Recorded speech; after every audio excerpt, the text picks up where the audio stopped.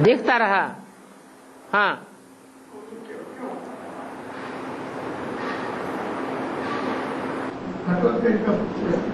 हाँ, देखता क्यों रह गया? उसका जो ड्रामा में पार्ट था वो उसने बजाया। क्यों का सवाल ही नहीं होता ड्रामा में। हाँ, युद्ध में शरीक नहीं हो सका। अगर शरीक हो जाता तो बात ही पलट जाती। और बब्रुवाहन ने अर्जुन को मारा। वो क्या? बब्रुवाहन ने अर्जुन को मारा। हाँ, मारा। फिर अर्जुन को जन्म दिया किसने? फिर अर्जुन को जन्म दिया किसने? उसको उठाया। अर्जुन को जन्म तो देवता ने दिया, इंद्र देवता ने। हाँ,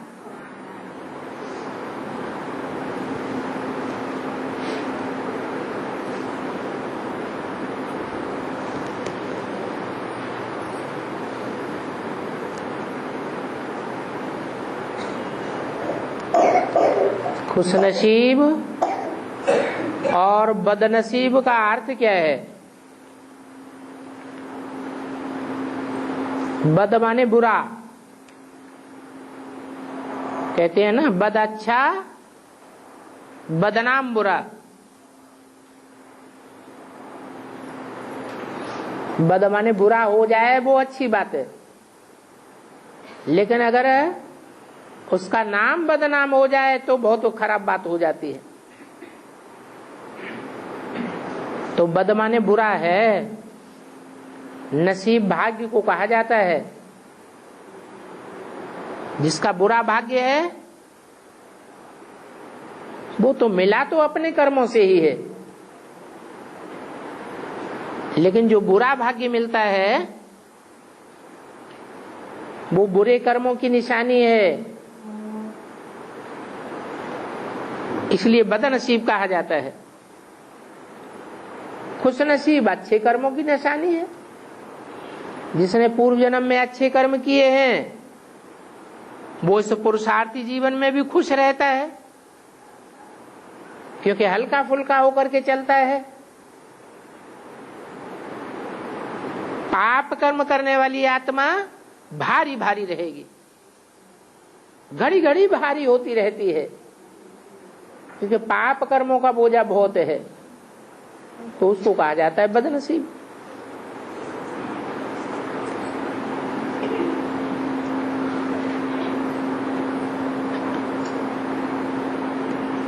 बाबा ने कहा है कि अंतिम समय तक पुरुषार्थ करना है।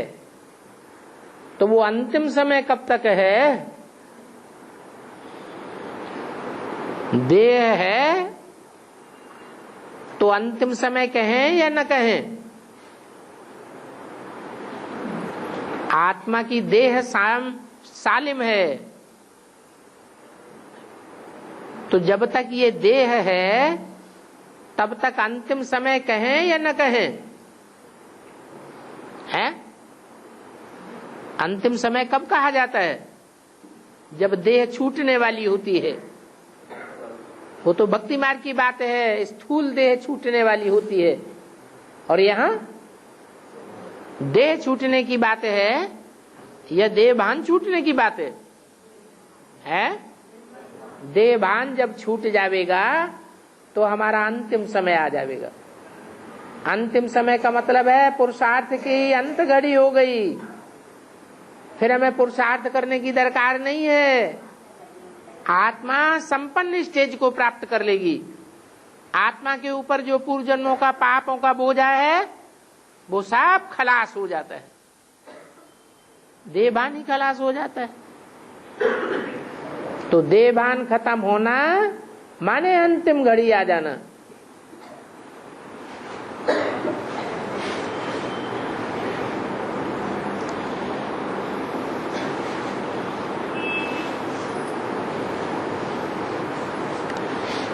बाबा आपने हमको इस तमो प्रधान दुनिया से बचाया है, इसलिए हम बहुत खुश हैं, लेकिन हम 100% सेवा नहीं कर पा रहे हैं। इसके लिए क्या करना है?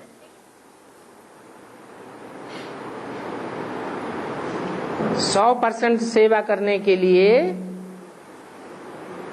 अपनी 100% ताकत लगानी है।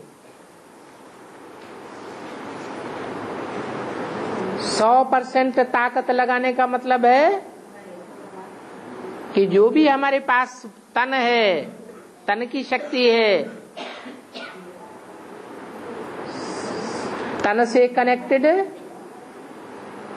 बाल बच्चे हैं, तन से कनेक्टेड संबंधी हैं, तन से कनेक्टेड संपर्की हैं, और जो हमारी मुट्ठी में है उन सबको ईश्वरीय सेवा में अर्पण कर देना। उन सब की ताकत ईश्वरीय सेवा में लगा देना। ये हुआ तन अर्पण करना। ऐसे ही धन अर्पण करना।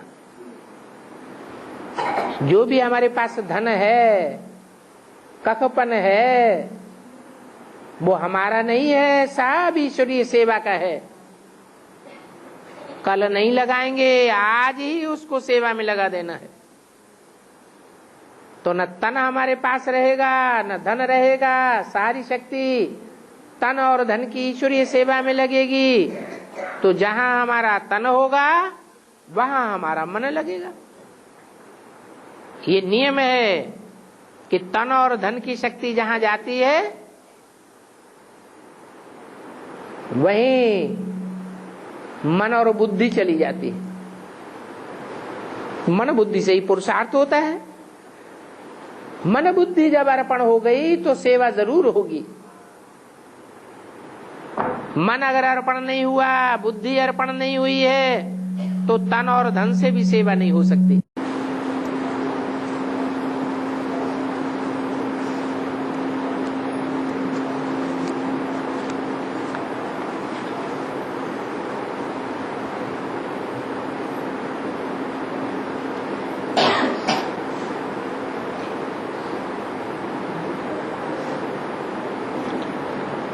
अमेरिका की म्यूजियम में एक बड़ा ब्लू डायमंड है। वो इंडिया से चुरा के लिया गया है।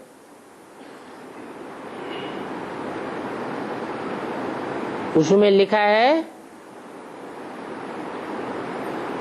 कि वो धरती से टपक करके उड़ करके आया।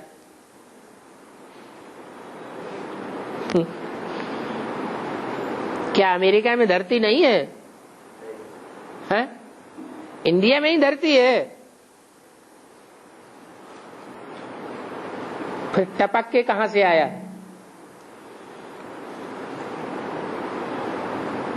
अखबारों में, टीवी में तो जो बातें आती हैं सब सुनी सुनाई बातें आती हैं। असली बातें तो आती ही नहीं है। उनकी तफ्तीश करनी पड़े।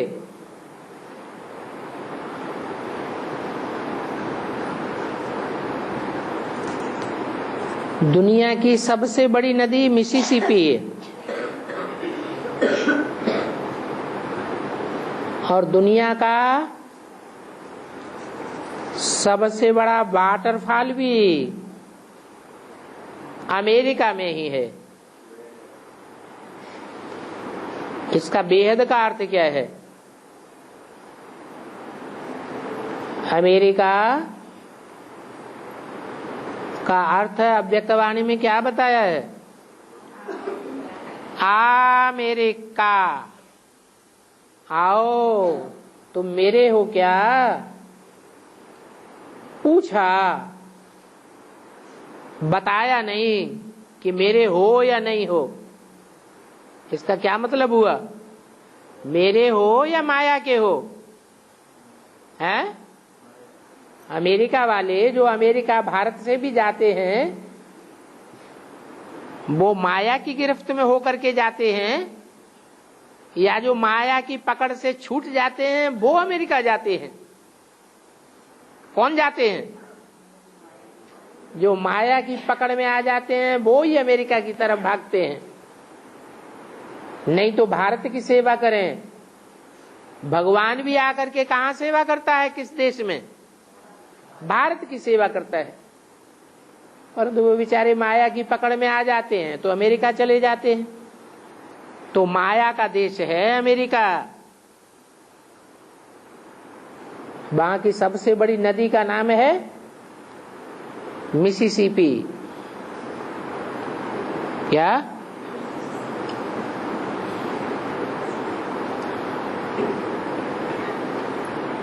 पी माने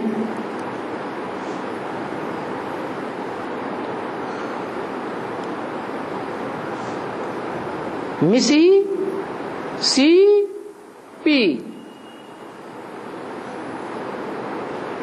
मिसी माने जो मिस करने वाली है। क्या मिस करने वाली है? जो कुछ भी देखती है सारा उल्टा ही देखती है। तो उल्टा देखेगी तो मिस करेगी, मिस यूज करेगी या अच्छा यूज करेगी? क्या करेगी? मिस यूज करती है। उसे सब कुछ उल्टा ही दिखाई पड़ता है। उसका नाम ही है मिसिसिपी नदी। ये मिसिसिपी नदी, पी माने परमात्मा, परमात्मा को भी उल्टा करके देखती है। कैसी आत्मा? परमात्मा। परमात्मा अर्थात छोटा मोटा पार्ट बजाने वाली आत्मा नहीं। कैसा पार्ट बजाने वाली आत्मा? परम पार्ट बजाने वाली आत्मा। ऐसी आत्मा को भी मिस करके देखती है। उसके पार्ट को भी मिस कर देती है। समझती है बहुत नीचा पार्ट है। दूसरों को भी ऐसे ही समझाती है। और नदी बहुत लंबी चौड़ी है। तो उल्टा ज्ञान उठाती है या सीधा ज्ञान जल उठाने वाली है? हैं? उल्टा ज्ञान उठाने वाली है। इस नदी का नाम ही है माया। मेरी बेटी है। किसकी बेटी है? हैं? शिव बाबा की बेटी है। उसको काम मिला हुआ है। क्या काम मिला हुआ है? हैं? जो बच्चे श्रीमत पर नहीं चलते हैं उनको खूब फटकाओ, खूब उल्टी बातें बुद्धि में बैठाओ।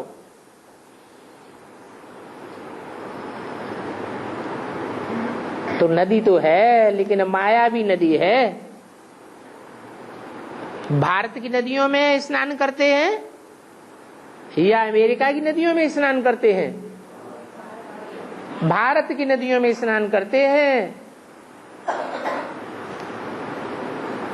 विदेश की नदियों में कोई स्नान नहीं करता। क्यों नहीं करता है? क्योंकि भारत की नदियां पतित पावनी हैं। बाप के सहयोग से पतित पावनी बनती हैं।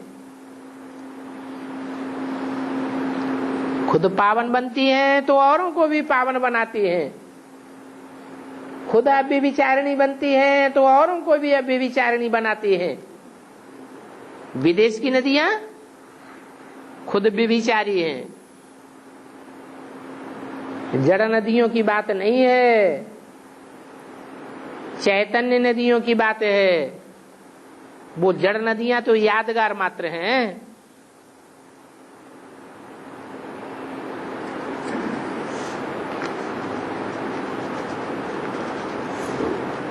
और हनुमान जी को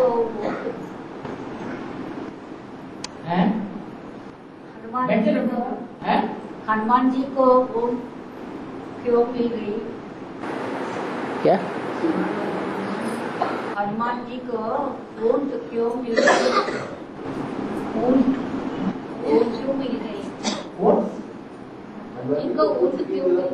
बोट, ऊंट, भूत, हनुमान जी को पूछ क्यों मिल गए? पूछ लेना,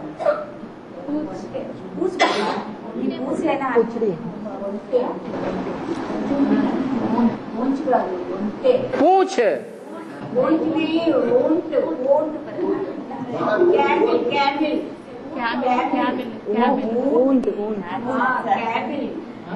हनुमान जी को कैमल क्यों मिल गई? कैमिल, ऊंट, ऊंट की सवारी मिली उनको। है, ये तो नई बात सुनी है। कहीं रामायण में आया है क्या? है, हनुमान जी की सवारी ऊंट के ऊपर दिखाते हैं। अच्छा अच्छा, इस्लाम धर्म में चले गए होंगे। है, तो वहां तो रेगिस्तानी जहाज ही मिलता है। रेगिस्तान का जहाज ऊंट को कहा जाता है। ब्रह्मा की सोल ही तो हनुमान है। और कौन से धर्म को ज्यादा सपोर्ट करती है? उन्होंने अपना सारा कारोबार किस भाई को सौंप दिया है? विश्व किशोर भाऊ को सौंपा। और कौन सी माता को सौंपा? प्रकाशमणि दादी को सौंपा। तो किसका आधार लिया? इस्लामियों का आधार लिया या दूसरे वंश का आधार लिया? है, इस्लामी धर्म वंश का आधार लिया। तो बाप जिस बच्चे का आधार लेगा उस बच्चे के देश में जाएगा कि नहीं जाएगा? है, जाएगा। तो वहां कौन सा पक्षी होता है? ऊंट पक्षी होता है। हाँ, ऊंट पक्षी माने ऊंट। रेगिस्तानी जहाज कहा जाता है उसको। जैसे जहाज ऊपर उड़ता है वैसे जानवरों में एक जानवर ऊंट है जो बहुत तेजी से चलता है। और कोई जानवर रेगिस्तान में नहीं चल सकता तेजी से। तो वो ही उनको दे दिया गया है सवारी करने के लिए। और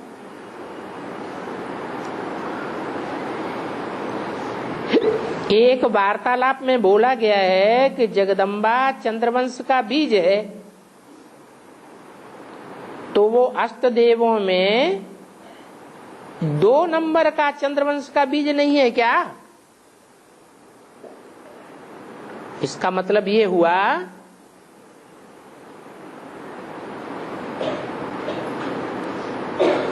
कि जो सिख धर्म है वो 7वें नंबर का धर्म है।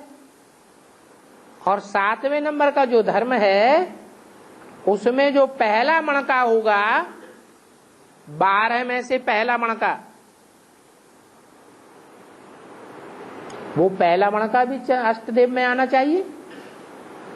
हर धर्म का पहला मणका अष्टदेव में आना चाहिए या नहीं आना चाहिए? है, नहीं आना चाहिए। तो क्या ये संभव है? हर धर्म के पहले मणका 84 जन्म लेता है या कम जन्म लेता है? वो तो कम जन्म लेगा। लेकिन यहाँ 108 मणकों की बात है। 108 मणके तो देवी देवता सनातन धर्म के अंत में पक्के बनते हैं। शुरुआत में जब ज्ञान में चलते हैं तो कुछ कच्चापन होता है। इसलिए कहा जाता है कि जब तक आत्मा संपन्न नहीं बनी है, सूर्यवंशी नहीं बनी है, तब तक वो चंद्रवंशी या इस्लाम वंशी या बौद्ध वंश के संस्कार दिखाएंगे, स्वभाव संस्कार देखने में आएंगे और उन्हीं धर्मों का फाउंडेशन लगाएंगे। बाकी ऐसे नहीं है कि जो 12 के ग्रुप हैं 9, उन 9 ग्रुपों में जो पहला मणका है वो अष्टदेव बन जाता है। नहीं, ये तो सूर्यवंशी की बात है। जो सूर्यवंशी हैं वो सारी दुनिया के हर धर्म वंश के पूर्वज हैं। पूर्व माने पहले और जा माने जन्म लेने वाले। पहले वो जन्म लेते हैं, वो प्रत्यक्ष होते हैं, प्रत्यक्षता रूपी जन्म लेते हैं। बाद में औरों का नंबर लगता है। तो दूसरे धर्म के जो 12-12 मणके हैं उनमें से अष्टदेव में आने का सवाल ही पैदा नहीं होता।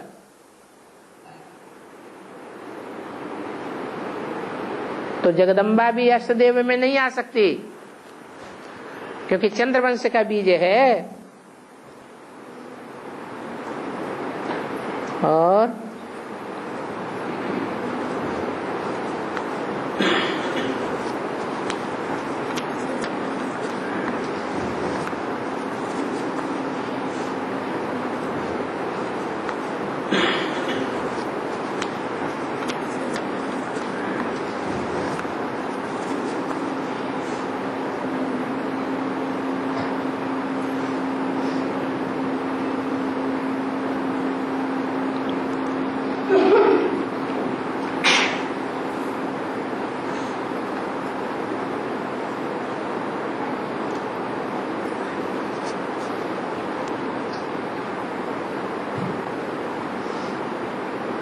बाबा कहते हैं जिस नंबर का लक्ष्मी नारायण बनेंगे उसी नंबर की राम सीता बनेंगे। तो बाबा त्रेता के अंत में 3 गद्दियां इस्लामी, बौद्धी, क्रिश्चियन आत्माओं को मिलती हैं। वो बीज रूपी आत्माएं हैं। फिर उनको कैसे गद्दियां मिलती हैं? हैं तो बीज रूप, लेकिन वो जो बीज हैं वो पावरफुल बीज हैं या कमजोर बीज हैं? पावरफुल क्यों है?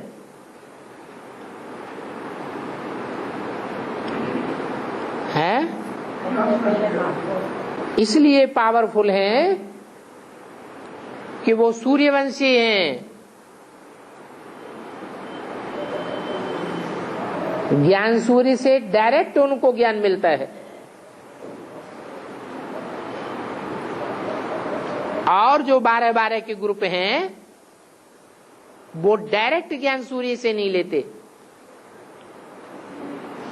तो ज्यादा पावरफुल होने के कारण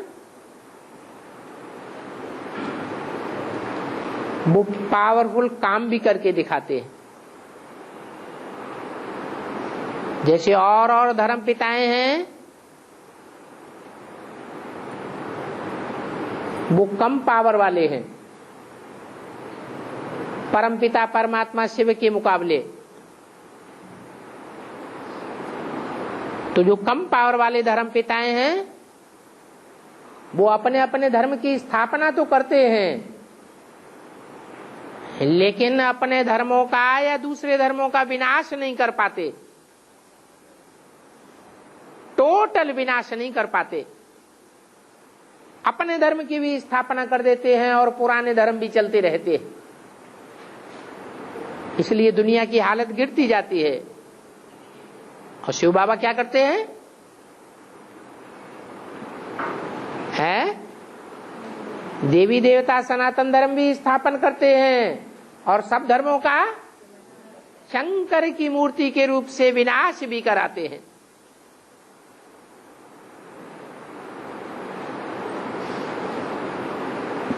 तो सबसे ज्यादा पावरफुल काम क्या हुआ? विनाश का काम सबसे जास्ती पावरफुल हुआ। ये विनाश का कार्य सब कोई नहीं कर सकता। ये विष पीने का कार्य है, विष को सब कोई नहीं पचा सकता। कहते हैं सागर मंथन हुआ, उसमें से हालाहाल विष निकला, सब डर गए, कोई की हिम्मत नहीं हुई उस विषय विकार को भस्म करने की। ये तो परमपिता परमात्मा का ही काम है। तो परमपिता परमात्मा जो वंश स्थापन करते हैं वो सूर्यवंशी बच्चे भी बड़े पावरफुल हैं। इतने पावरफुल हैं कि जो स्थापना करने वाला ग्रुप है सूर्यवंशियों में और पालना करने वाला ग्रुप है सूर्यवंशियों में, 4 और 4 8, सारे पुरुषार्थी जीवन में उनका मुकाबला करते रहते हैं।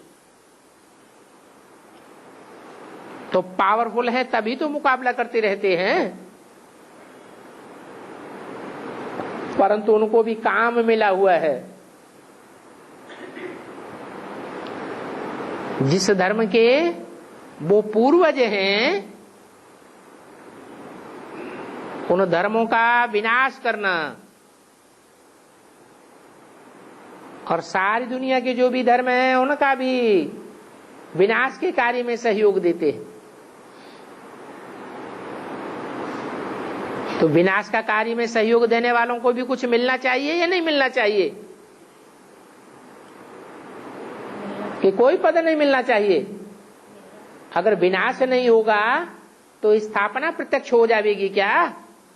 नहीं प्रत्यक्ष हो सकती। इसलिए इस्लाम धर्म का बीज, बौद्ध धर्म का बीज और क्रिश्चियन धर्म का बीज, ये 3 मुख्य विधर्मी हैं। बाकी तो सब उनके सहयोगी हैं, वो मुख्य धर्म नहीं है। ये 3 धर्मों का अगर विनाश हो जाता है तो बाकी सब सहयोगी धर्म अपने आप ठंडे हो जाएंगे।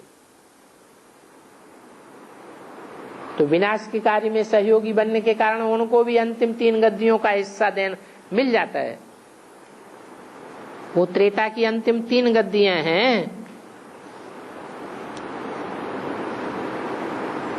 क्योंकि विनाशकारी में सहयोगी बने हैं, इसलिए उनकी गद्दियां भी ऐसी ही मिलती हैं। जो सतयुगी दुनिया का, त्रेता युगी दुनिया का, स्वर्ग की दुनिया का विनाश करने के निमित्त बनी हुई हैं। और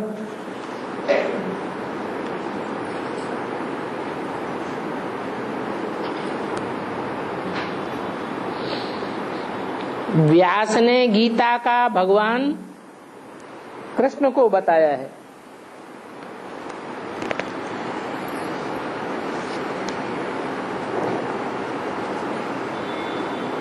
सबसे पुराना कवि कौन है? सबसे पहले शास्त्र बनाने वाला कौन है? हैं?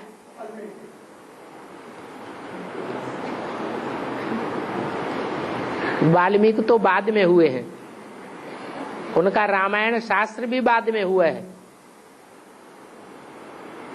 पहले पहले कौन सा शास्त्र लिखा गया है? गीता लिखी गई है। महाभारत भी बाद में लिखा गया है। अभी जो महाभारत मिलता है उसमें गीता का अंश दिया हुआ है। गीता महाभारत में ऐड कर दी गई है। वास्तव में गीता ही सबसे पुराना धर्मशास्त्र है। उसका लिखने वाला व्यास है। तो आदि में जो शास्त्र हुए वो सतो प्रधान थे या तमो प्रधान थे? सतो प्रधान शास्त्र में झूठी बात होगी या सच्ची बात होगी? है? सच्ची बात ही होगी। माना जब गीता लिखी गई थी व्यास के द्वारा, उस समय उसमें कृष्ण का नाम नहीं डाला गया था। ये कृष्ण का नाम डालने वाले बाद वाले व्यास का टाइटल लेने वाले गुरु हुए। जो गद्दी पर बैठा वो व्यास गद्दी पर बैठने वाला गुरु कहा गया।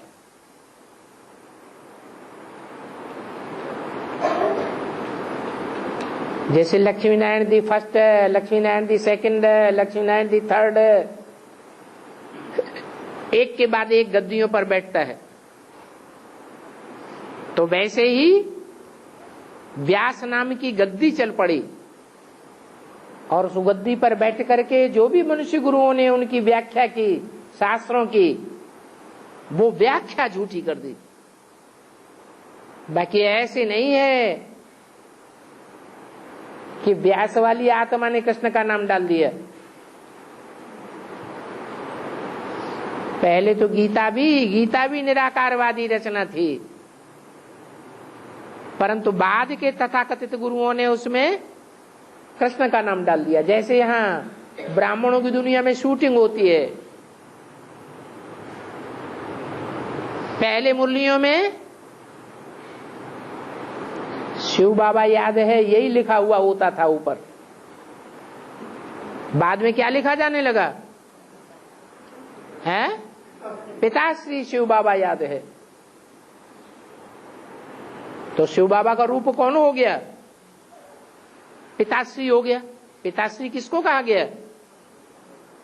श्री बाद में लगाया, अर्थात जो बाद में सतयुग में श्रेष्ठ बनता है वो ब्रह्मा की सोल ही पिताश्री कही जाती थी। तो जैसे यहां शूटिंग पीरियड में परवर्ती गुरुओं ने, ब्राह्मणों ने, दादाओं ने जो सच्ची गीता है उसमें दादा लेखराज का नाम पिताश्री डाल दिया, अर्थात श्री कृष्ण वाली आत्मा का नाम डाल दिया। वैसे ही द्वापर में भी जो परवर्ती व्यास हुए हैं, व्यास गद्दी के बैठने वाले हुए हैं, उन्होंने व्याख्या में कृष्ण का नाम डाल दिया। बाकी ऐसे नहीं है जो लिखा है कि व्यास तो राम बाप है,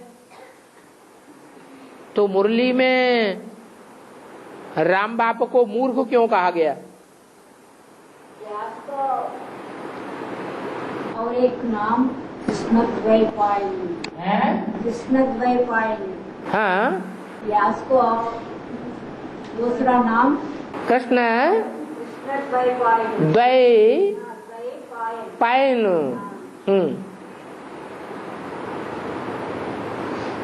जिसने दूसरे कृष्ण को पाई लिया। तो पहले नंबर का कृष्ण कौन है और दूसरे नंबर के कृष्ण कौन है?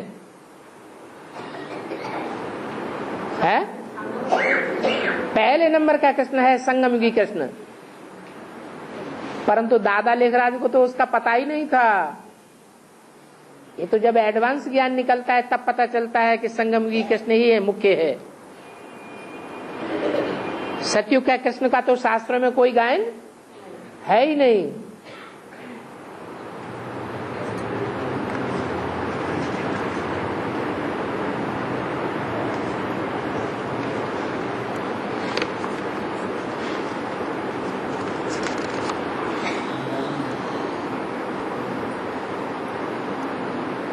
ब्रह्मा की जो सोल है वो राम बाप में प्रवेश करके पढ़ाई पढ़ रही है।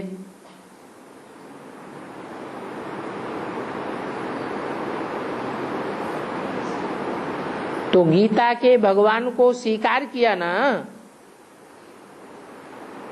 कहाँ किया है? प्रवेश करना तो उसकी मजबूरी है कि उसे कोई न कोई में तो प्रवेश करना ही पड़ेगा। ब्रह्मा की सोल नंबरवार 108 आत्मा में प्रवेश करती है। उनमें पहला नंबर कौन है? पहला नंबर है प्रजापिता। तो ऐसे नहीं कि जिनमें प्रवेश करती है उन सब की बातों को मान ही लेगी, स्वीकार कर लेगी। प्रजापिता में प्रवेश कर लिया तो प्रजापिता की सब बातों को मान लेगी।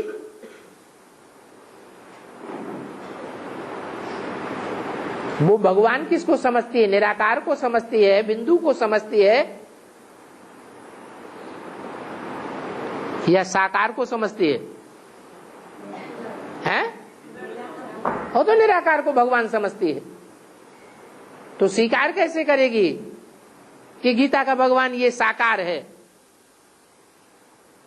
जो मैं नहीं हूं, ये मेरा शरीर नहीं है। मेरा शरीर तो था पहले, 69 और 68 से पहले था। वो उसी शरीरधारी को साकार भगवान मानती है गीता का। ऐसे नहीं कि राम वाली आत्मा में प्रवेश कर लिया तो राम वाली आत्मा को वो भगवान मानने लगी, या गीता का भगवान मानने लगी, या गीता का भगवान स्वीकार कर लिया।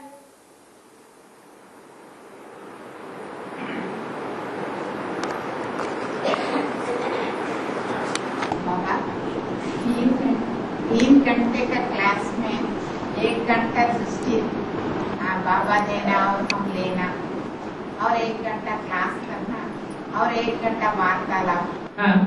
ये तो शूटिंग हो रहा है हम सब के बीच में। ये शूटिंग कैसा परिवर्तन होगा सत्यत्रेता युग में या द्वापर कलयुग? कलयुग में तो ज्ञान रहता ही नहीं, तमो प्रधान है कलयुग। कलाएं रहती है वहां, तो ज्ञान की कलाएं नहीं।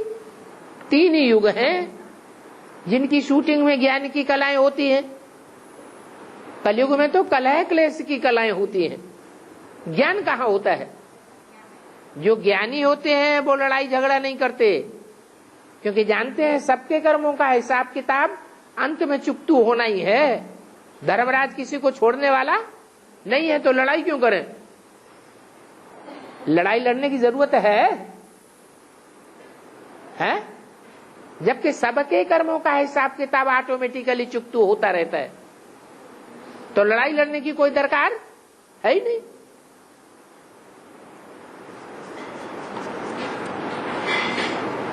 कम से कम 8 घंटा याद करना मतलब पूरा आत्मिक स्थिति में रहना। हाँ, 24 घंटे हैं।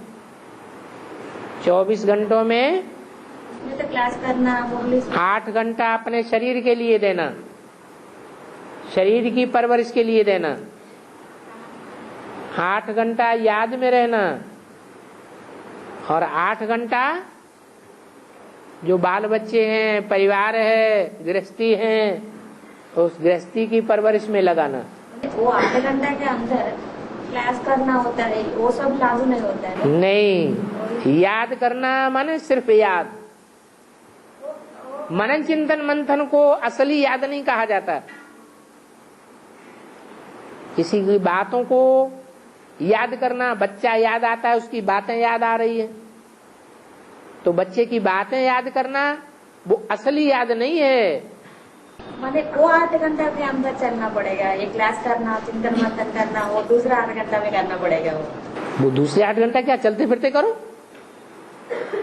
चलते फिरते भी तो हम मनन चिंतन मंथन कर सकते हैं। मैंने लगातार नहीं होता है। मुरली पढ़ने का काम कोई याद करना थोड़ा ही है। वो तो नहीं होगा। अभी 5 मिनट की 2 मिनट याद आता है, फिर दोबारा नहीं आता है, वो नहीं आता है, वो तो लागू नहीं होता है ना। जो याद है वो ही याद है। वो 8 घंटा के अंदर आता है कि नहीं, वो प्रश्न पूछ रहे। कौन सा? मैंने लगातार 1 घंटा तो नहीं चलता है बाबा। नहीं चलता, 1 घंटा बैठते तो हैं, लेकिन याद तो नहीं होती 1 घंटा। दूसरी तरफ दूसरों का याद, चेहरा याद आ जाता है। बाबा का तो चेहरा याद नहीं रहता, न चेहरा याद रहता है, न आत्मा याद रहती है।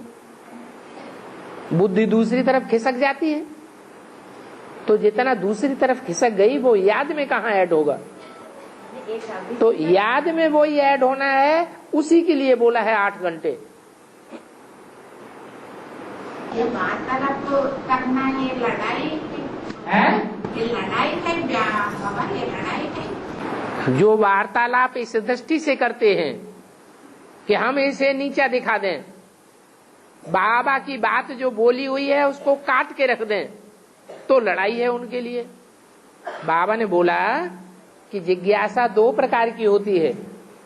एक तो जिज्ञासा होती है अपनी जिज्ञासा को शांत करने के लिए, या दूसरों की जिज्ञासा को शांत करने के लिए जिज्ञासा की जाती है। कोई को साप्ताहिक कोर्स दे रहे हैं, दूसरे ने प्रश्न किया, उसका समाधान हमारे पास असली नहीं है, वो समाधान हमने बाबा से पूछ लिया, तो वो जिज्ञासा अच्छी है। लेकिन एक जिज्ञासा ऐसी होती है कि विरोध करना है, बात बात में विरोध पैदा कर देना, विरोधी संकल्प चलाना, हर बात में बाबा की बात को काटना, वो लड़ाई है। याद भी जब बाबा का चलते फिरते रूप को याद करने में विकर्म दिखा विनाश होगा। ऐसा दृष्टि देते समय बाबा गद्दी पर बैठ कर दृष्टि देते हैं, उस चेहरे को याद करने में विकर्म विनाश दिखा। दृष्टि देते हैं वो तो उस समय बल मिलता है, ये कोई जरूरी थोड़ा ही है जिस समय दृष्टि दे रहे हो उसी समय शरीर छूटेगा, जरूरी है नहीं। तो प्रैक्टिस तो निराधार पुरुषार्थ की करना है, निराधार पुरुषार्थ होना चाहिए। और लक्ष्मी की आत्मा है, क्या उसको दृष्टि मिलती है साकार में? फिर वो नंबर कैसे ले लेती है? पूर्व जन्मों की उसकी शक्ति है, जन्म जन्मांतर साथ में रही है और अव्यभिचारी रूप में रही है। वो अव्यभिचारी शक्ति उसको अभी भी शक्ति दे रही है। बाबा उनको बहलाते हैं, साक्षात्कार कराते हैं, डाउन नहीं होने देते।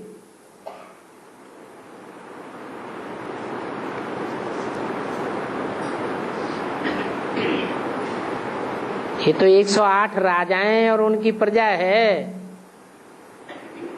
यथा राजा तथा प्रजा, राजा विरोधी बनते हैं तो उनकी प्रजा भी विरोधी बन जाती है।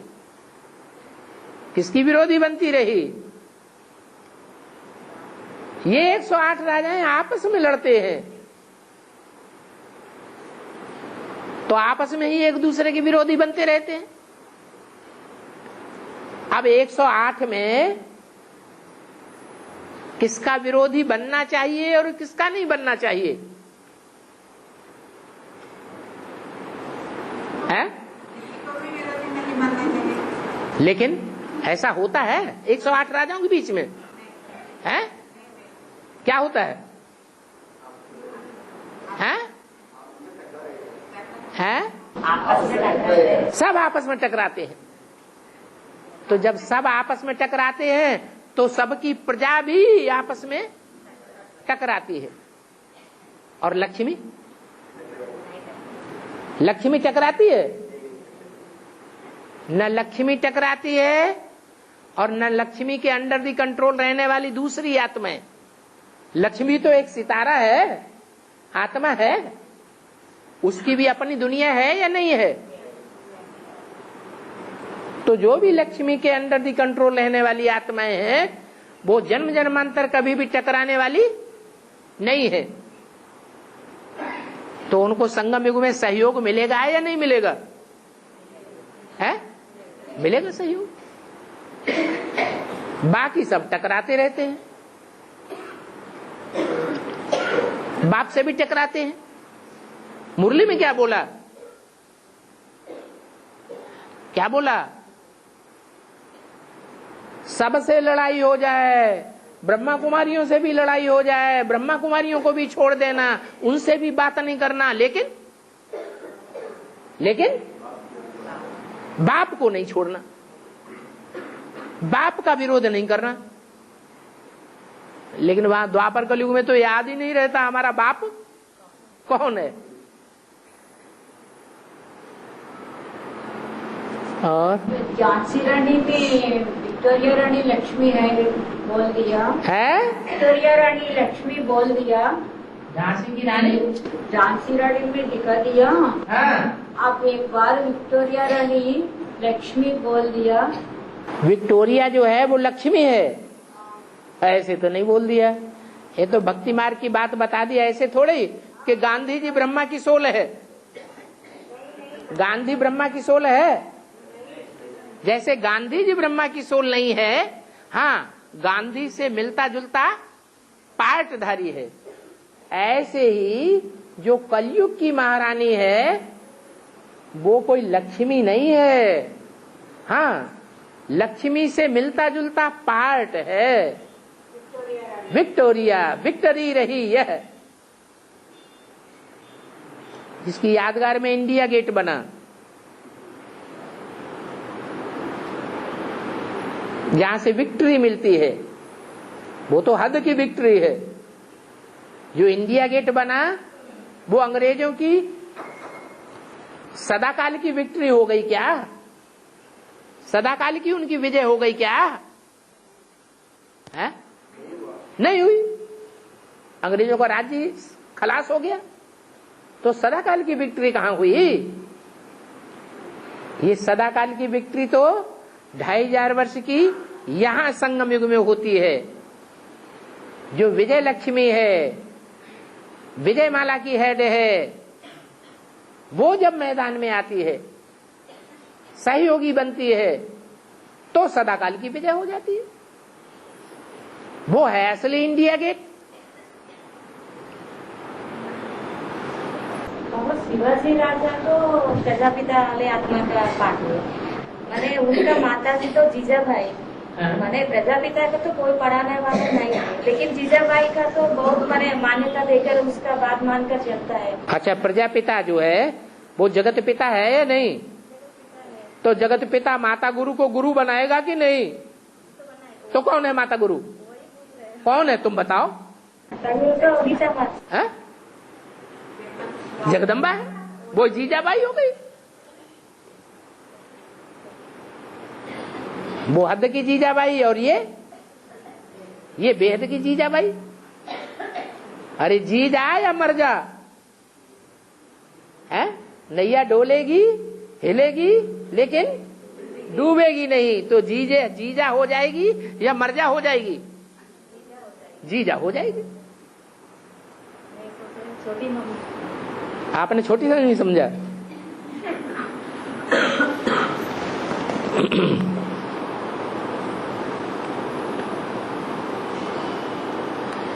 बाबा एक वार्तालाप में बोला है, जो छोटी माँ है वो बुद्धियोग से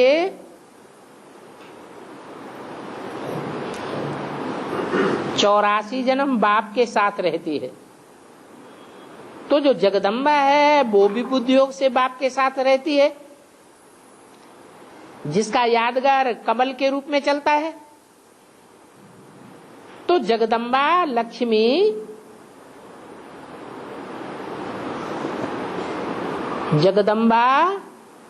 लक्ष्मी के जैसे बाप के साथ 84 जन्म में क्यों नहीं आती? ब्राह्मणों की दुनिया में संगम युग में जब शूटिंग होती है तो मन के आधार पर, संकल्पों के आधार पर शूटिंग होती है, या प्रैक्टिकल में पाप पुण्य बनता है? संकल्पों के आधार पर पाप पुण्य बनता है। 100 गुना पाप कब बनता है? प्रैक्टिकल कर्म के आधार पर पाप बनता है। तो वो पाप लक्ष्मी बनाती है या जगदम्बा बनाती है? जगदम्बा बनाती है। मन में आ जाए संकल्प वो बुरा नहीं, लेकिन कर्म इंद्रियों से कर्म में आ गया तो 100 गुना पाप चढ़ जाता है। इसलिए जगदम्बा लक्ष्मी के जैसे बाप के साथ 84 जन्म में नहीं आ पाती है। 21 जन्म में भी लगातार साथ नहीं रहती है। 21 जन्म में भी लगातार कौन साथ रहेगी? लक्ष्मी रहेगी। एक वार्तालाप में इससे बोले छोटी मम्मी भी जगदम्बा बनती है। हाँ, छोटी माँ जो है वो भारत माता है ना, है? तो भारत पहले है या जगत पहले है? पहले जगत है या पहले भारत है? पहले कौन है? नई दुनिया जब बनेगी तो पहले भारत होगा या जगत होगा? भारत होगा। तो जगत की भी माता कौन हो गई?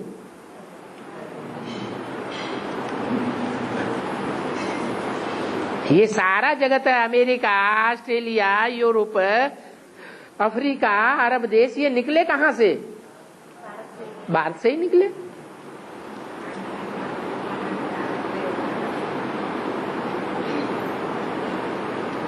काशी में भैरव की खास पूजा क्यों होती है?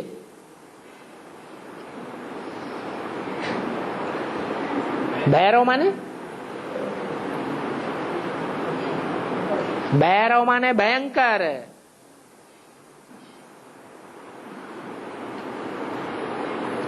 भयंकर रूप जो है वो योग बल वाला धारण कर सकता है या भोगी धारण कर सकता है? जहां योग बल जास्ती होगा वहीं भयंकर रूप हो सकता है। भयंकर से भयंकर भी हो सकता है और प्यारे से प्यारा भी हो सकता है। इसलिए बाबा बोलते हैं मैं धर्मराज भी हूं। या बोलते हैं मेरे साथ धर्मराज भी है। बाकी प्रत्यक्ष रूप में तो मैं प्यार का सागर हूं।